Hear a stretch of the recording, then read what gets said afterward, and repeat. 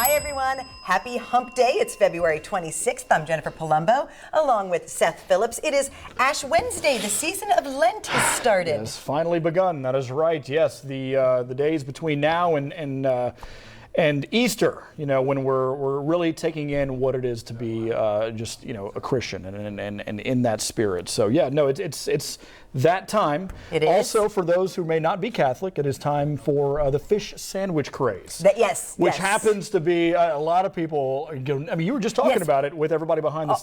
All the deals, and we have Fazoli's here today too. They are getting in on this as well. And so for people who don't know, you don't eat meat on Ash Wednesday, and then on Fridays throughout every Friday. The season of Lent. Because I remember at school we'd have fish sandwiches on Friday. And I know. Yeah, it's a sacrifice, is what it is. Because everybody meats in pretty practically everything you eat. But now there's so many ways that you can enjoy food without having meat. Like now the meatless options that have now been that has become a sensation, and so that is technically on the list. Do you give anything up for Lent? I do, and sometimes instead of giving up something, I'll start doing something. Like I'll make sure I attend Mass other than on a Sunday, or I'll pray more in this way or that way, or more of it's just something that I could do to better myself. Sure. I think in a way, and maybe just grow closer to God in that way. I think that's a good way to do it. I think whether you give up something or just start doing something more, I think the sacrifice element should be there, and that's what kind of helps out with it. So it's a wonderful time of the year. It is. It really is. And we're getting closer to spring, getting closer to Easter. That's right around the corner. We have a chance of snow. Yeah, just a little bit. Okay. But everybody's, we're just about all excited. We haven't had our snow this winter. Come on. Got to talk about why these bells are sitting on our desk, by the way. We have a game coming up after the first break, and it's going to be Ask Me Anything. You may have been on our Facebook page where you ask us questions. So many people are asking. So many questions, and we are going to answer anything you got for us. And I guess we ring the bell after we're done, and that's the game. Yeah. So you'll learn a little bit more about Jennifer and I. Yes. So, who found the baby yesterday? I don't think we ever went over that. I think it was Kevin McGuffey. Kevin McGuffey! Yes. And by the way, I ate so many pieces of that king cake, and he got down. It was down to the last piece on there that he found the baby. That's right. So yeah. So there you go. Yeah.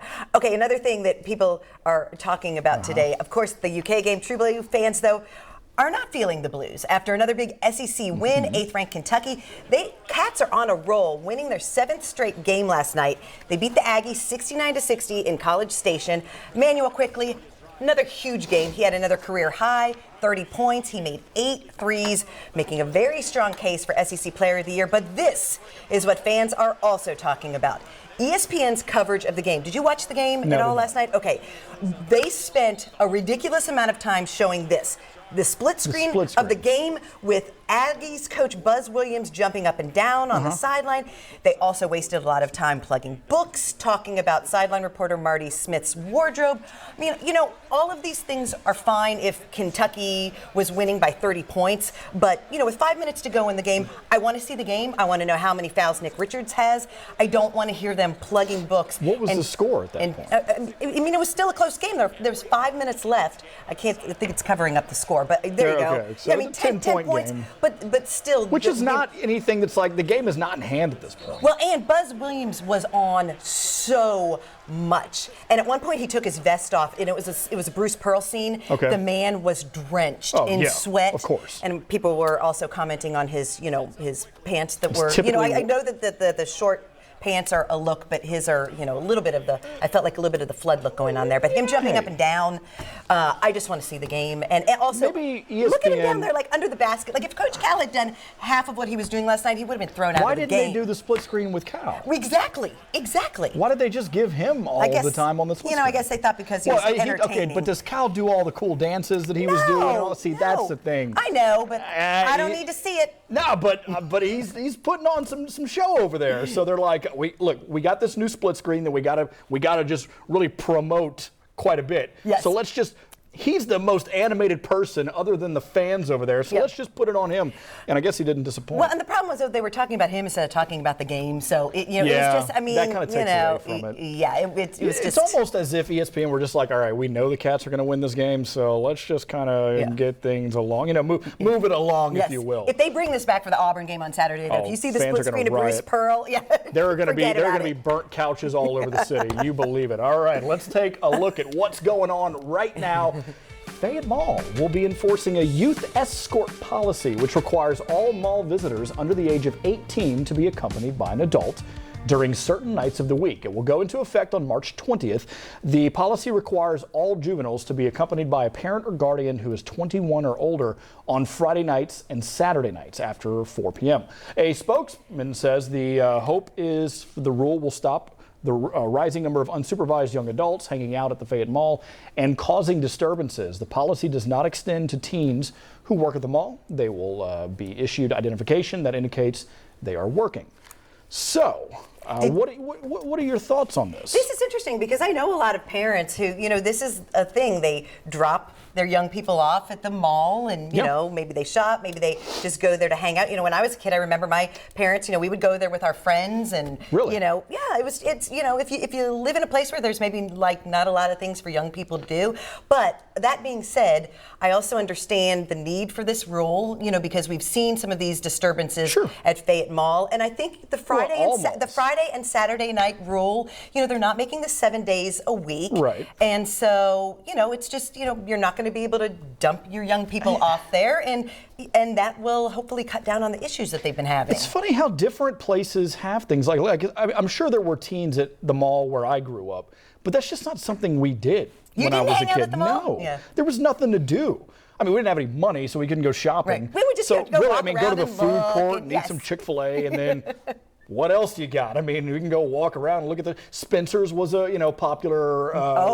Spencer's. Oh, I loved Spencer's. Hot Topic. We got some cool, funny teas over there, but everything else was like, what am I doing here? So we'd go we more go to the movies or I don't know, some other stuff like a playground. I don't know, but really just nothing at the mall that we really wanted to do. So that was not a thing for us. Yeah, well, it's an interesting change. We'll see how it works out. Yeah. Absolutely. Well, a McCreary County native is belting it out this season on NBC's hit show The Voice. During last night's blind audition episode, Zach Day from Stearns in McCreary County sang a rendition of the 1992 R&B song Weak by SWV.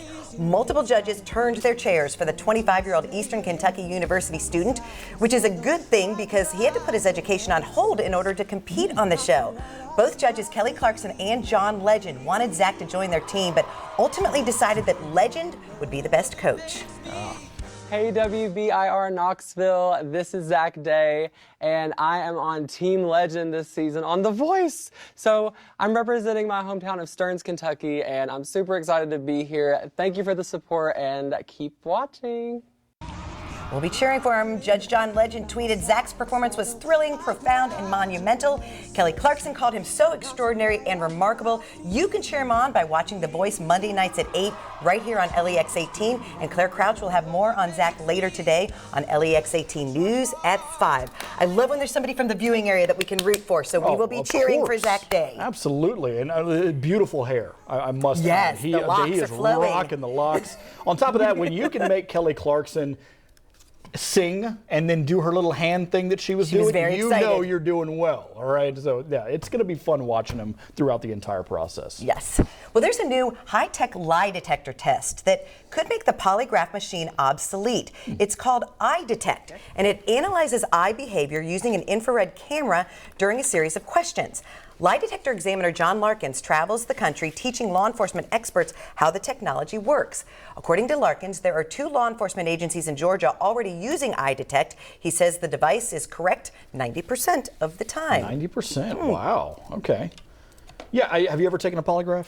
I have not. Have you? No, No, I can't I feel like I'd be so nervous just from taking the test that it wouldn't register correctly for anything. And I've always felt like that was part of the problem with lie detector tests. Yeah, because you're so nervous about when taking you're put it on the spot, that you could fail it too. Yeah, you get like your whatever levels, EKG. I don't know what the terminology is, but it starts spiking. Yeah. Like at least mine does. Your heart rate goes up. Yeah, so they'd be like, okay, he's lying for everything. What's your name, Seth?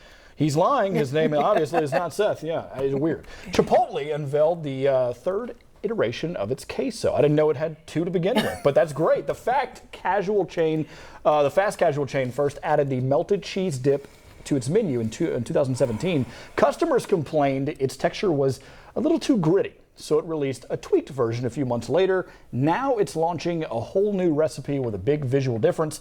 The new queso is white instead of yellow. Queso Blanco is made of Monterey Jack and white cheeses, Serrano, Poblano, and Chipotle peppers. The new queso will be available starting on Thursday. Okay. Interesting. Yes.